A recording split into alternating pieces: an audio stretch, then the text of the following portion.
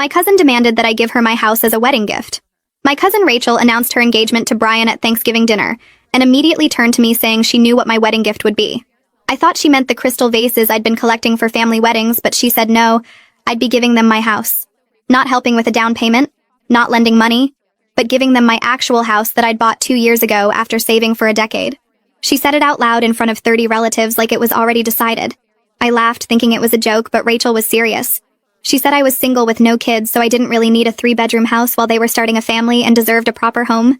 She actually used the word deserved while sitting in my dining room eating the dinner I'd cooked. My Aunt Helen, Rachel's mom, nodded along, saying it was so generous of me to help the young couple get started. I said I wasn't giving anyone my house, and Rachel's face turned red. She said I was being selfish, keeping a family home all to myself when I could easily go back to renting an apartment like someone my age without children should be doing anyway.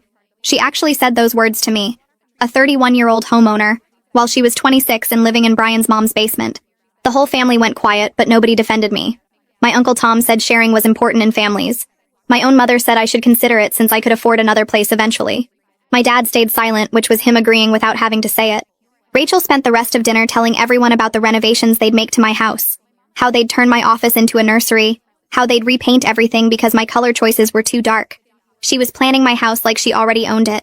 After dinner, Rachel pulled me aside and said she'd already told Brian's family that I was giving them a house as a wedding gift, so I couldn't back out now without making her look like a liar.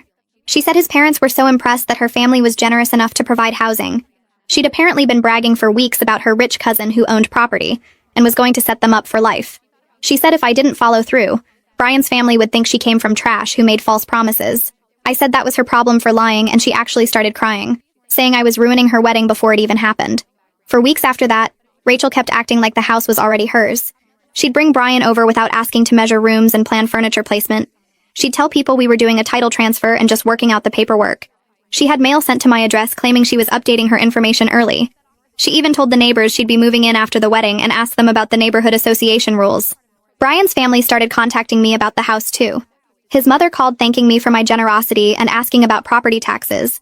His father sent me an email about transferring utilities and whether the roof had been recently replaced. They were all discussing my property like it was a done deal. Rachel had convinced everyone I'd agreed to this insane plan. The breaking point was when Rachel sent me a realtor she wanted me to use to handle the transfer. The realtor, Diana, called me confused because Rachel had said I wanted to gift my house but hadn't provided any documentation proving I owned it or agreed to this. Diana said she needed to see the deed and my written consent before proceeding. That gave me an idea. I told Diana I'd bring everything to Rachel's wedding planning party that weekend. Rachel had invited both families to plan the wedding and discuss the house transfer. She'd made it a whole event at Brian's parents' house, catered and everything.